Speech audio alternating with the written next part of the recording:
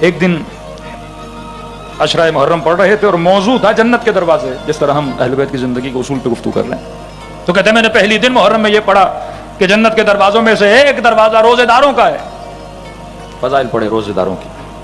دوسرے دن پڑھا کہ جنت کے دروازوں میں سے ایک دروازہ حاجیوں کا ہے، حج کے فضائل پڑھے۔ تیسرے دن میں نے کہا جنت کے دروازوں میں سے ایک دروازہ انفاق کرنے والوں کا ہے، خیرات کرنے والوں کا ہے، اللہ کی راہ میں صدقہ دینے والوں کا ہے، غریبوں کی مدد کرنے والے کا ہے۔ تو تیسرے دن پڑھ لے فضائل پڑھے اس نے۔ کہتے جیسے ممبر سے اترا ایک کمزور سا بوڑھا تھا، فقیرانہ لباس پہنا ہوا تھا، اس نے مجھے روک دیا، مولوی صاحب ادھر آؤ۔ کیا ہوا؟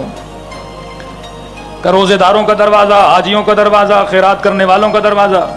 مولوی صاحب کوئی ایسا دروازہ بتاؤ جس سے میں بھی تو جا سکوں، میں کمزور آدمی، غریب آدمی، پیسے ہیں نہیں، خیرات کہاں سے کروں؟ تو یہ دروازہ تو میرے لیے ہے نہیں، آج تک میں نے حج نہیں کیا، یہ دروازہ میرے لیے ہے نہیں، بیمار ہوں روزہ نہیں رکھ پا رہا، یہ دروازہ میرے لیے ہے نہیں، بدن میں ابھی طاقت ہی نہیں، اتنی نمازیں پڑھ نہیں سکتا، اور آپ نے پورا ایک دروازہ نمازیوں کا بتا دیا۔ کہ کوئی ایسا بھی تو دروازہ بتاؤ نا جو ہمارے لیے ہو۔ یہ خطیب کہتے ہیں کہ میں گھر گیا، واقعی سوچنے لگا کوئی عمومی دروازہ بھی تو ہو نا، جرنل دروازہ۔ اب مجمع میں ہم سخاوت کی تعریف کریں، ضروری سارا مجمع سخی ہو؟ ہاں ہم بولیں گے تہجد گزار، ضروری سارا مجمع تہجد گزار ہو؟ کوئی ہوگا؟ کوئی نہیں ہے، ایک عمومی دروازہ۔ فرماتے ہیں گھر گیا، 2 رکعت نماز پڑھی، اب عبداللہ الحسین کو ہدیہ دی۔ کہتے یہی کتاب شیخ عباس قمی کی سفینۃ البحار، شیخ عباس قمی کی کتابیں خریدا کریں، بڑی با اثر کتابیں ہوتی ہیں۔ کہتے ہیں کہ شیخ عباس کی کتاب اٹھا، امام حسین سے توسل کیا، جس طرح قرآن سے استخارہ نکالتے ہیں اس طرح میں نے شیخ عباس قمی کی کتاب کو کھولا، اور جیسے کتاب کھولی تو پہلے صفحے پہ یہ ایک حدیث کا جملہ رسول خدا سے آیا، اور یہ تھا ان الحسین باب من ابواب الجنہ، ایک دروازہ خدا نے جنت میں بنایا ہے، حسین کے چاہنے والوں کا دروازہ۔ اگلے دن میں نے بوڑھے کو کہا کہ میں نے تیرے لیے بھی ایک دروازہ ڈھونڈا ہوا ہے، عشق اہل بیت علیہ الصلوۃ والسلام کا دروازہ۔ اب عشق کیسے پیدا ہوتا ہے؟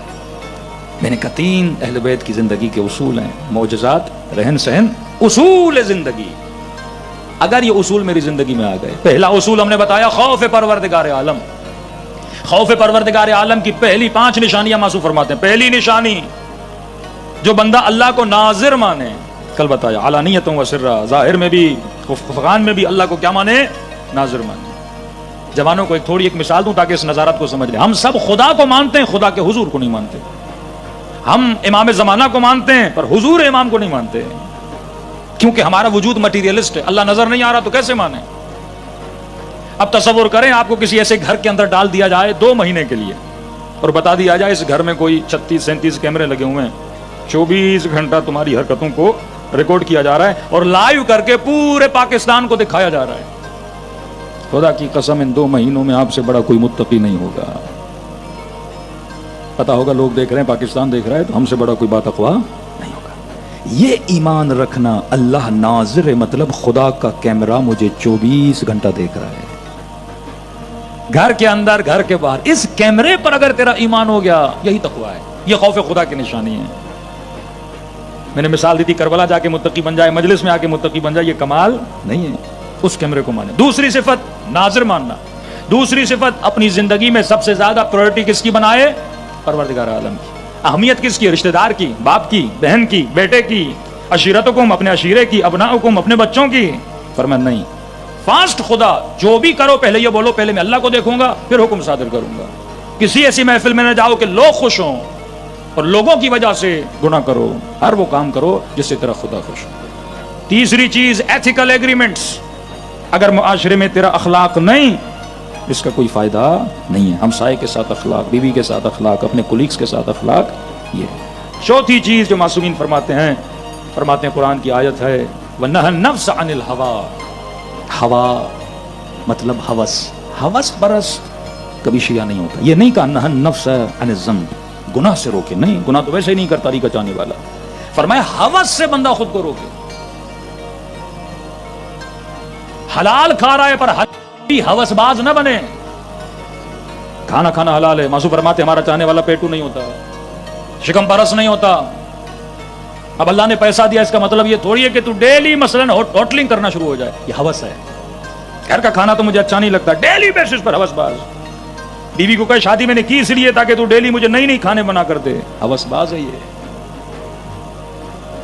ہو سکتا ہے حلال نکاح کرے, لیکن اگر چھٹے امام کی دقیقاً لفظ ہیں, فرماتے ہیں جو نکاح میں بھی ہوس باز بن جائے, حلال کر رہا ہے لیکن ڈیلی اپنی شہوت کو تر و تازہ کرتا رہے, میں ہوس باز ہے یہ. نہ عاشق شہوت بن, نہ عاشق شکم بن. یہ ہوس تجھے تباہ و برباد کر. شہرت کی ہوس, واہ کی ہوس, تعریف کی ہوس, ہاں ایک حد میں رہے تو صحیح ہے, لیکن اگر تو ہوس باز بن جائے, ہوس باز کبھی شیعہ نہیں ہوتا. فرمایا ہمارے شیعہ ہوا وہ ہوس سے کیا ہوتے ہیں, دور ہوتے ہیں. برائے مہربانی ہمارے اس چینل کو لائک کیجیے, شیئر کیجیے, کمنٹ کیجیے اور سبسکرائب کیجیے اور بیل آئیکن کو پریس کیجیے تاکہ آگے بھی ہماری ویڈیوز آپ کو برابر ملتی رہیں.